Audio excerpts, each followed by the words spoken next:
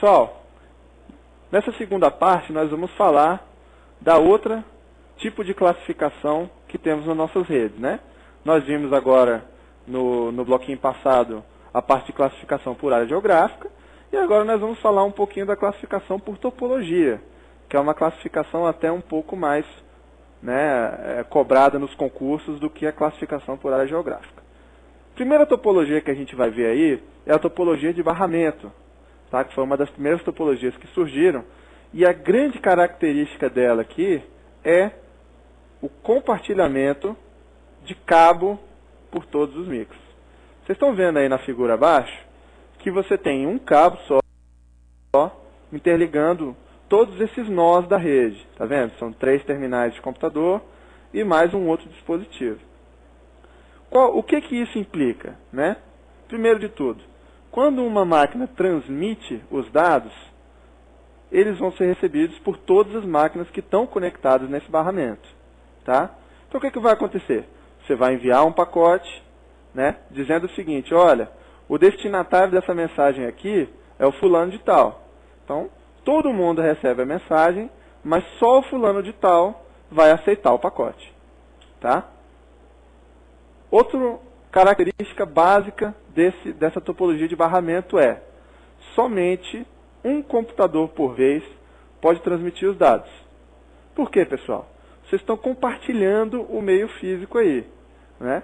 Se você tiver mais de uma máquina transmitindo dados ao mesmo tempo, vai acontecer o que a gente chama de colisão, que a gente vai ver nos próximos slides o que é a colisão e como ela é tratada. Tá? Então você tem um outro problema, que é a ruptura de cabo, né? Quando ela acontecer, a sua rede vai ser toda afetada, né? Não vai afetar apenas aquela estação adjacente ao cabo, toda a rede deixa de funcionar quando ocorre algum problema nesse cabeamento de barramento, né? E essa rede hoje está em desuso, né? Por causa da popularização da tecnologia Ethernet com estrela, que a gente vai ver daqui a pouquinho a topologia de estrela, como é que ela funciona. Tá? Então o barramento foi uma das primeiras topologias encontradas e hoje ela tem raríssimas aplicações. Tá? Próxima topologia que a gente vai conversar é a topologia de anel. Tá? Você tem aí uma figura ilustrativa, tá vendo? Cada computador se conecta em forma de círculo por um único cabo. Então ele recebe, né, por uma ponta o sinal do anel e ele transmite na outra ponta o sinal do anel, né, de forma que forme um círculo. Você tem o conceito de token aí para transmissão, que é um pouquinho diferente daquele conceito de barramento, tá? Na parte de token, um token fica circulando pela rede e só a máquina que tem esse token, que está com esse token alocada, pode transmitir para a rede. Então aqui, na topologia de anel, a gente vai estudar o protocolo Token Ring daqui a pouco, né? Você vai ver que a gente não vai ter colisão, porque só a máquina que transmite vai ter, né? Só a máquina que tem o token vai poder transmitir. Tá? E aqui você tem o mesmo problema da rede de barramento, né? Uma falha no computador ou em, né, uma ruptura em um desses pontos aqui no cabo vai afetar toda a sua rede. Por quê? Como a rede, como os dados trafegam na rede em forma de anel, se você quebrar um pedaço, esses dados não vão poder mais trafegar. Né? Então você tem a mesma coisa do barramento nesse caso aqui, em termos de ruptura de cabo. Próxima rede, né, é a rede em malha, que foi uma topologia criada para tentar diminuir um pouquinho esses problemas que aconteciam, né, nas rupturas de cabo, em problemas em estações. O que é a topologia em malha? Você está vendo aí, ó, que você tem 4 máquinas e todas elas estão interligadas entre si. Então você tem, né, o computador A se conecta ali ao B, o C e o D, todas as máquinas. Então o que vai acontecer nesse caso aí? Ele vai te oferecer redundância e confiabilidade. Por quê? Se você tiver um problema em um desses cabos, né, um desses segmentos de cabos aí, você vai ter só um pedacinho da comunicação afetado. O restante da rede vai continuar funcionando. Tá? Qual é o problema dessa topologia? Ela é muito dispendiosa. Tá? Como você tem que ligar uma máquina às demais máquinas, você precisa de ter, né, mais segmento de rede, você precisa ter mais dispositivos de rede conectados.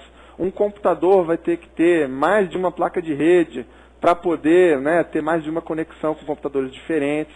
Então aí você começa a gerar um custo muito alto para a tecnologia em malha, né, a topologia em malha.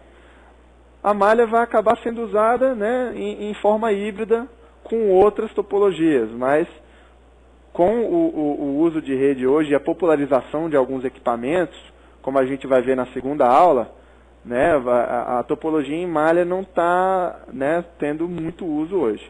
A grande topologia do momento é a topologia que a gente vai conversar agora, que é a estrela. Tá? O que você vê na topologia em estrela é o que você tem na sua casa, é o que você tem no seu escritório. Dá uma observada na figura. Na figura você tem um nó central aí, um concentrador. Nesse caso aí a gente está exemplificando com um hub, né, que é um repetidor. E você vai ter esse ponto único de conexão das máquinas e ele que vai fazer a intercomunicação. Tá? Essa intercomunicação pode ser feita tanto por um hub, né, que é o equipamento que está aí, quanto por um switch.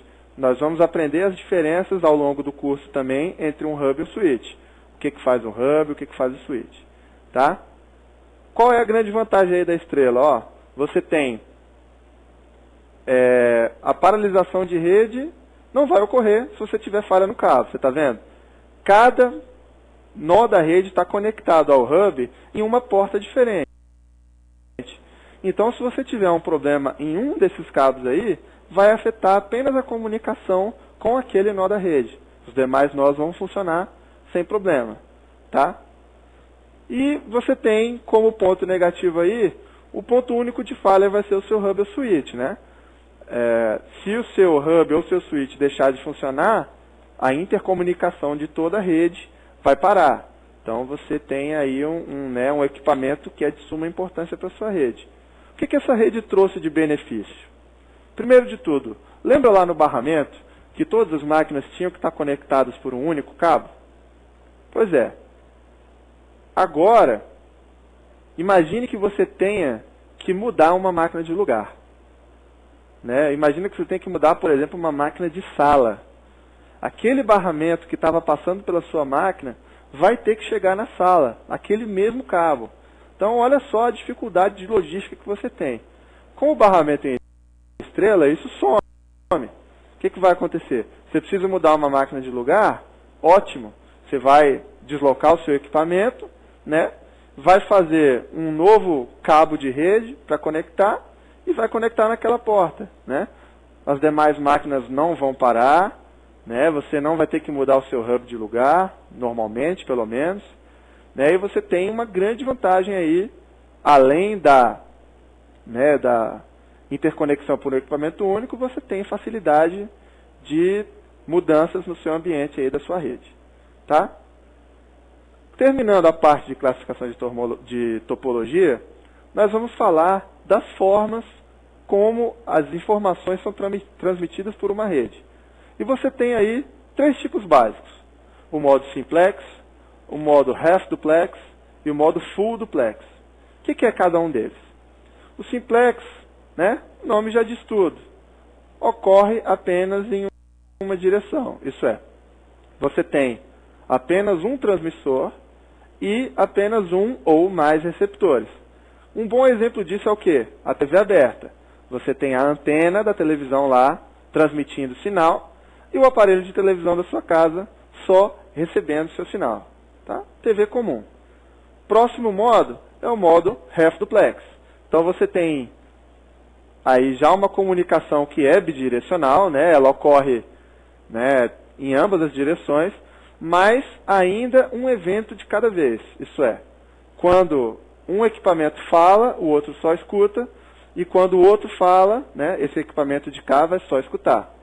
Um bom exemplo disso, né, A gente pode citar aí radioamador. Né? Quando você usa radioamador, você tem, né, rádios que são equipamentos, nós da rede, interconectados aí, no caso por frequência, né, onda de rádio via frequência, e você vai ter uma comunicação em que cada nó vai poder usar o meio em determinado momento. Né? Eles se alternam utilizando o meio. E a última classificação aí vai ser o full duplex. Né? O full duplex hoje é uma forma de comunicação já bastante comum. Né? Quando as redes começaram a se popularizar, isso não era muito difundido ainda, mas hoje, com a tecnologia de rede, a gente já começa a ter full duplex aí em larga escala. E o que é o full duplex? Você vai receber e enviar dados simultaneamente. Um exemplo do dia a dia aí, TV a cabo. Né? O que é a TV a cabo? A TV a cabo você interage com ela. Né? Você, principalmente a TV a cabo já digitalizada, você tem, né, comunicação do seu aparelhinho de DVD com a TV a cabo. Você pode estar assistindo um canal, por exemplo, e ao mesmo tempo você pode comprar, né, um pacote aí de pay-per-view, alguma coisa assim. Então esse meio de transmissão aí da TV a cabo é bidirecional e ao mesmo tempo você pode usar, né, em full duplex. Continuando, vocês se lembram que quando a gente conversou atrás eu falei que a comunicação por um único meio você teria o evento de colisões? E aqui a gente vai falar das colisões. Quando é que ocorre uma colisão? Quando você tem um meio compartilhado, half duplex, você pode ter um evento de 2 ou mais computadores ou dispositivos que sejam, né, não necessariamente computadores, enviando dados pelo meio ao mesmo tempo. Tá? Para contornar esse tipo de evento na sua rede, você tem 2 dispositivos, né, mais usuais. O primeiro deles é o CSMA-CD, né, que é o Carrier Sense Multiple Access com detecção de colisão, ou o CSMA-CA, que é basicamente a mesma coisa, mas com... ele, na verdade, ele não detecta a colisão, ele evita a colisão. Nós vamos entender a diferença. Qual é o caso do primeiro? O CSMA-CD, ele deixa, né, a transmissão ocorrer, e se você detectar uma colisão, ele vai avisar essas estações, né? A estação vai falar, opa, ocorreu colisão nessa informação que eu transmiti aqui, e ele vai, né, setar um prazo para retransmissão, um prazo aleatório, e um prazo diferente para cada uma dessas máquinas, para que não haja colisão novamente. Tá? O que acontece? CSMA-CD é o mais comum, tá? Por quê? Porque nós vamos ver aqui no CSMA-CA o seguinte, ele manda um aviso de transmissão antes. Então pensa só, para cada transmissão que o seu dispositivo for fazer, ele vai primeiro perguntar, opa, tem alguém aí usando o meio? Se não tiver, ele vai transmitir. Notem a diferença para o CSMA-CD. Ele vai transmitir de qualquer jeito, né? E se ocorrer uma colisão, ele vai retransmitir. Né? Ele não vai primeiro mandar avisando que ele vai transmitir. Né? Qual é a diferença aí para o CSMA-CA? Ele vai aumentar o tráfego na rede, porque para cada transmissão ele vai ter que enviar um aviso. O CSMA-CD não. Ele vai enviando e quando por acaso ocorre um evento de colisão, ele vai simplesmente retransmitir. Tá? Então ele ocupa menos banda e ele acabou sendo mais popularizado do que o CSMA-CA por conta disso. Tá? E aí a gente tem uma figura aí para tratamento de colisão que surgiu com as Fast Ethernet, né? Fast Ethernet, a gente vai conversar daqui a pouco, foi o segundo padrão das redes Ethernet, né, a evolução do primeiro padrão, e alguns equipamentos Fast Ethernet conectados em duplex utilizam esse meio para evitar colisões. Qual é a diferença dele para o CSMA-CD? Quando 2 computadores enviam pedidos ao mesmo tempo, né, um switch vai atender esses pedidos de transmissão com base numa prioridade que ele tem, né, que ele tem cadastrada, né, no seu próprio equipamento. Então é o seguinte, chegaram 2 pacotes ao mesmo tempo. Se o pacote A tem mais prioridade, ele envia primeiro, né, e o pacote B envia depois. O que acontece nesse caso? Você não tem a retransmissão que acontecia no CSMA/CD, né? O seu nó central da rede, se lembra quando a gente olhou topologia de estrela, né? Que você tem um nó central conectando todos os computadores? É esse nó central aqui que vai, né, fazer o seu controle de colisão lá no caso da prioridade de demanda. Tá legal? Então, se houver uma prioridade idêntica, ele vai simplesmente alternar. Isso é uma evolução já um pouco maior do tratamento para as colisões. Tá? Continuando, a parte de cabeamento, né, para você conectar 2 nós de uma rede, você precisa ter, né, um meio físico. O normal é que sejam cabos, realmente, né, físicos, de diversos tipos. O primeiro deles, que surgiu lá com a topologia de barramento, foi o cabo coaxial. Né? Ele tem um baixo custo, né, é um cabo bastante barato hoje. Né? Utiliza um conector diferente da rede que a gente vai ver daqui a pouquinho, que é o par trançado. Ele usa um conector chamado BNC. Né? E para você usar uma rede com cabeamento coaxial, você precisa usar um terminador. O que é um terminador? Você precisa avisar para a rede quando o cabo dela não conecta mais nenhum nó, né? Para você poder usar o cabeamento em coaxial. Para coaxial, você tem 2 tipos de cabo grandes. Você tem o cabo coaxial fino e o cabo coaxial grosso. Aí nessa tabela vocês estão vendo um resumo das características de cada um. Você tem o cabo coaxial, é mais barato, mais flexível, tem mais facilidade de uso, mas em compensação você tem um alcance, né, de sinal menor. Diferença básica aí, a gente trabalha com números aproximados, mas é que o coaxial fino transmite em torno de 185 metros e o coaxial grosso até mais ou menos 500 metros. Tá legal? Continuando a parte de cabeamento, esse cabo que vocês estão vendo aí, par traçado, é o mais comum na atualidade. Tá? Ele pode ser blindado ou não, né? Se ele não for blindado, ele se chama UTP. Se ele for blindado, é o STP. O S seria de shielded, né? E o TP é por twisted pair. O tamanho máximo dos segmentos em cabeamento par trançado normalmente são de 100 metros, tá? E esses cabos são categorizados, isso é, você tem cabos com mais performance, e conforme a performance certificada desse cabo for maior, a categoria de classificação do cabo também aumenta. Então você tem, por exemplo, aí, um cabo de categoria 5, está certificado para uso com Ethernet até 100 megabits. E um cabo de categoria 5E, que é um cabo já um pouco mais avançado, até 1 gigabit.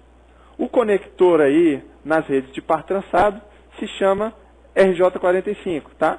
Ele é bem parecido com um plug de telefone, só é um pouco mais grosso, porque o plug de telefone usa apenas um par, ou no máximo 2, e o par trançado usa 4 pares. Tá?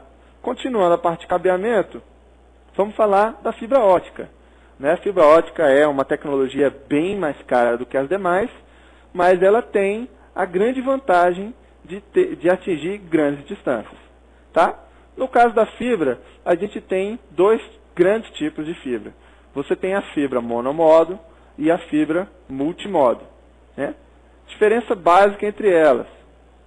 Na fibra monomodo, você tem um caminho único do feixe de laser. Né? O que é isso? Olha só.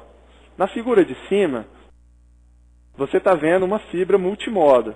Você está vendo que a refração de luz dentro da fibra segue esse caminho vermelho aí e vai batendo em diversos pontos diferentes na parede, ele tem diversos caminhos a seguir. Ele tem um caminho reto também, tem um caminho um pouco menos, né, com um ângulo um pouco maior. Né? Essa é a fibra multimodo. E olha lá embaixo, a última, é a fibra monomodo. Está vendo que o seu sinal de luz percorre uma direção única? Apenas a reta ali, ó. Então, essa diferença de fibra também vai te dar uma diferença no comportamento de cada fibra. Voltando lá no nosso slide. Ela, no caso da fibra monomodo, como ela tem menos refração de luz dentro do feixe, você vai ter uma comunicação de distância maior comparando com a fibra monomodo, né? E, apesar disso, você vai ter uma conexão um pouco mais difícil. Por quê? Voltando lá no desenho. Você está vendo que o diâmetro da fibra de cada um aqui, ó, nesse caso, o primeiro caso aí é multimodo e o segundo caso é monomodo, o diâmetro da fibra no monomodo é bem menor, tá vendo? Então, para você conectar segmentos de fibra, é bem mais caro, tá? No caso da multimodo, você tem distâncias mais curtas, né? E, apesar de a fibra ser mais cara do que a monomodo, a implementação é mais barata por causa dessas dificuldades maiores de conexão com a nossa fibra multimodo, tá? E outro fator que deixa um pouco mais barata a fibra multimodo é o uso de lasers mais baratos, né? Voltando de novo aqui na nossa figura, ó. Como você tem um feixe muito maior aqui na fibra monomodo, voltando aqui, ó, você pode ter um feixe de laser um pouco menos preciso do que da fibra monomodo.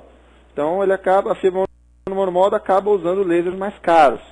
Por isso que, apesar da fibra em si ser mais barata, né, a fibra monomodo, a implementação, né, de rede como a fibra monomodo vai ser mais cara do que com a rede multimodo.